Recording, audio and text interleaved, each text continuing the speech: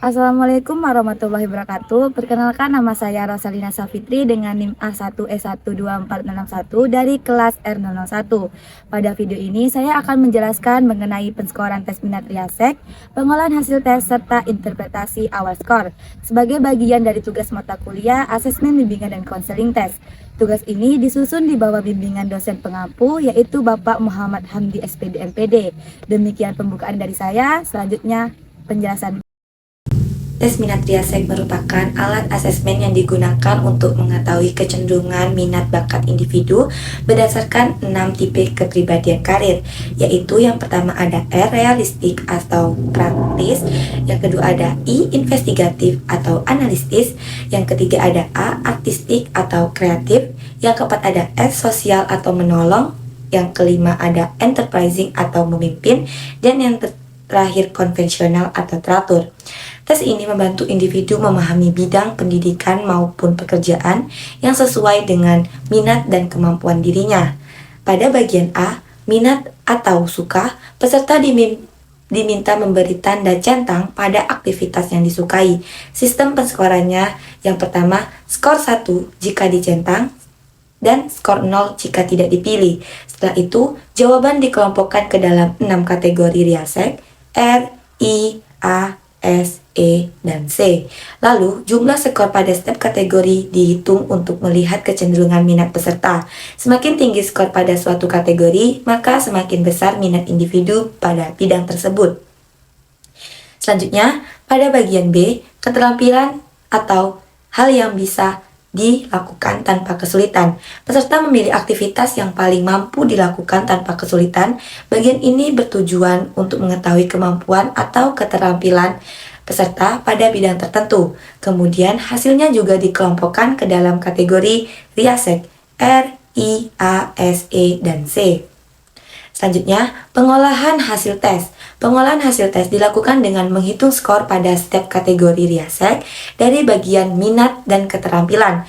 Setelah seluruh skor diperoleh, dilakukan penjumlahan dengan rumus skor total sama dengan skor minat ditambah skor keterampilan. Selanjutnya, setelah dijumlahkan, skor diurutkan dari yang tertinggi hingga terendah. Dalam tes Riasek, biasanya dipilih 3 skor tertinggi karena dianggap paling menggambarkan kecenderungan minat, kemampuan, dan arah karir individu. Lebih spesifik, selain itu terdapat bagian C, yaitu aspirasi profesi, yang berisi pilihan profesi atau pekerjaan yang diminati untuk melihat kesesuaian minat dengan karir yang dipilih. Kemudian pada bagian D, mata pelajaran, peserta memilih mata pelajaran yang disukai atau dikuasai untuk membantu memperkuat hasil interpretasi minat. Selanjutnya, yaitu interpretasi awal skor. Interpretasi awal skor dilakukan dengan melihat 3 kategori Riasek yang memperoleh skor tertinggi. 3 skor tersebut dipilih karena dianggap paling menggambarkan kecenderungan minat, kemampuan, dan karakter individu. Jika skor tertinggi berada pada realistik atau R, maka individu cenderung menyukai aktivitas praktik atau teknis.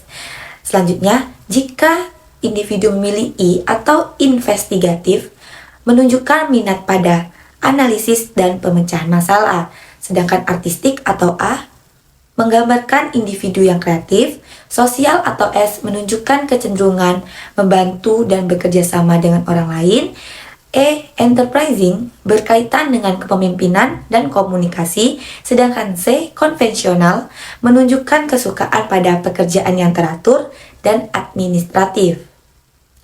Hasil interpretasi skor ini masih berupa gambaran awal minat individu, sehingga perlu dipadukan dengan kemampuan, pengalaman, dan tujuan karir agar hasilnya lebih tepat. Studi kasus hasil tes Muhammad Fadil. Berdasarkan hasil tes Muhammad Fadil diperoleh 3 skor tertinggi, yaitu realistik, investigatif, dan sosial atau kode RIS. Hasil tersebut menunjukkan bahwa M. Fadil cenderung menyukai aktivitas praktik atau teknis, yaitu realistik, tertarik pada analisis dan pemecahan masalah, yaitu investigatif, serta senang berinteraksi dan membantu orang lain, itu sosial. Berdasarkan hasil tersebut, M. Fadil berpotensi cocok pada bidang yang menggabungkan keterampilan praktik, kemampuan berpikir logis, dan interaksi sosial. Sekian, terima kasih. Wassalamualaikum warahmatullahi wabarakatuh. Demikian presentasi yang dapat saya sampaikan. Mohon maaf apabila ada kekurangan dalam penyampaian. Terima kasih atas perhatiannya. Wassalamualaikum warahmatullahi wabarakatuh. Terima kasih.